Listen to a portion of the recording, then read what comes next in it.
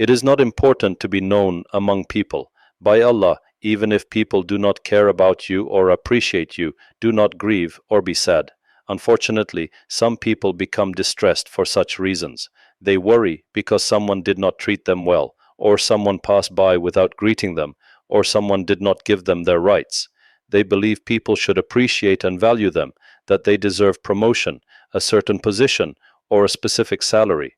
They become troubled and distressed because of their status among people and what people offer them. But by Allah, people can neither benefit nor harm you in anything before Allah Almighty. When this understanding becomes firmly established in a Muslim's heart, it brings about great sincerity to Allah. They no longer look to people or concern themselves with them, but work solely for the sake of Allah. Every deed they perform is for Allah's sake, not caring about people's opinions. This represents one of the greatest forms of sincerity to Allah Almighty. We ask Allah to help us reach these great levels of faith. Abu Sa'id al-Khudri, may Allah be pleased with him, reported that the Prophet, peace and blessings be upon him, said, "Paradise and hell argued with each other. Hell said, I have been given the arrogant and the tyrants. Paradise said, I have been given the weak among people and the poor. So Allah judged between them, saying, You paradise are my mercy, through which I show mercy to whomever I will. You hell are my punishment, through which I punish whomever I will. Each of you shall be filled." This hadith was narrated by Muslim. The Prophet, peace and blessings be upon him, informs us about this unseen matter that only Allah knows. This knowledge comes only through revelation. Paradise and hell argued, meaning they disputed with each other, and this should be understood literally, not as metaphor or allegory, since this is an unseen matter. They disputed before Allah.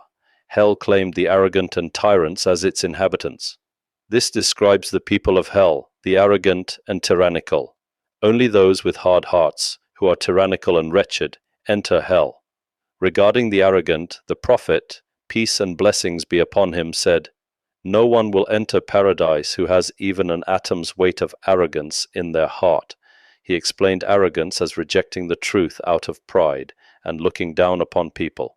When someone rejects truth according to their desires, oppresses people and mocks them, these are the people of hell. As mentioned in yesterday's hadith, shall I not tell you about the people of hell? Every harsh, greedy and arrogant person. Paradise claimed the weak among people and the poor as its inhabitants. This describes the people of paradise. As mentioned in the previous hadith, shall I not tell you about the people of paradise? Every weak person who is considered weak, who if he were to swear by Allah, Allah would fulfill his oath. Generally, weak people submit to the truth because they do not have arrogance in themselves that prevents them from following the truth. The greatest obstacle to following truth is the arrogance that exists in souls. You find that the weak, humble, and poor person generally has no arrogance, so they follow the truth, unlike the arrogant. When a person becomes proud of their wealth, status, power, or possessions, arrogance creeps into their heart, causing them to transgress and reject the truth. They refuse to humble themselves, prostrate to Allah, or pray. The problem is not in having wealth itself. A person can possess worldly wealth while remaining weak and humble through their modesty and gentleness, and Allah will bless them. Consider how Allah Almighty said, "No, indeed man transgresses because he sees himself self-sufficient." Notice that he did not say, when he becomes self-sufficient, but when he sees himself self-sufficient. There is a significant difference. Good wealth for a good person is beneficial, as the Prophet, peace and blessings be upon him, said, but the problem arises when a person sees themselves as self-sufficient from their Lord. This is the real issue. When they consider themselves independent of Allah and His obedience through their wealth, desires, pleasures, power, or status, they become arrogant and transgressive. This is the condition of the people of hell. As for the people of paradise, they never see themselves as self-sufficient from their Lord. Rather, they remain poor and needy before Allah, completely dependent upon Him. Therefore, you find them humble before Allah. This makes them truly weak, even if they possess wealth and resources. The other type becomes distracted by their wealth, status, and worldly life from their Lord and the hereafter, leading them to arrogance and pride. Paradise said, "I have been given the weak among people and the poor." So Allah judge between them. You paradise are my mercy through which I show mercy to whomever I will. This is Allah's pure grace. You hell are my punishment through which I punish whomever I will. Each of you shall be filled. Allah will fill both paradise and hell. You might wonder how Allah will fill paradise and hell, given their vast size. Allah has informed us about the vastness of hell and paradise. As established in the hadith, when the Prophet, peace and blessings be upon him, heard a sound, he asked, "Do you know what this is?" They replied, "Allah and His Messenger know best." He said, "This is a stone that was thrown into hell 70 autumns ago, and it has been falling until now when it reached the bottom. How can hell be filled despite this enormous size? What do you think of Allah Almighty when He speaks of the greater hell?"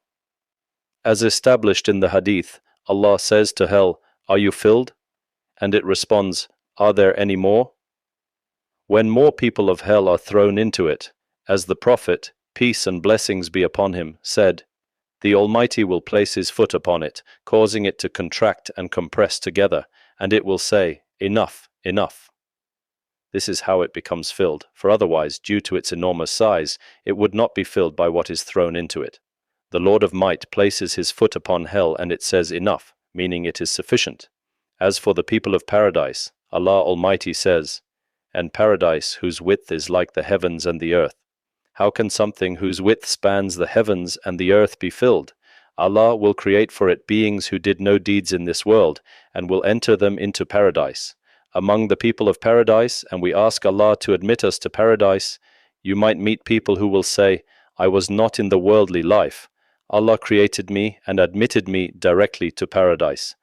They are like people, but did not live in the worldly life. Allah created them and admitted them to paradise so that it may be filled. This is Allah's grace. He gives to whomever He wills. Glory be to Him. Without doubt, those who worked in this worldly life, strove in Allah's cause as they should have strived, were patient and persevered, and were truthful with their Lord, are more honored and greater in reward. And Allah knows best. We ask Allah Almighty to admit us to paradise, to make us among the people of paradise, and to adorn us with the adornment of the people of paradise. We ask Allah to forgive us, our parents, and all Muslim men and women, both the living and the dead. All praise belongs to Allah, Lord of all the worlds, and may Allah's peace and blessings be upon our Prophet Muhammad and upon his family and all his companions.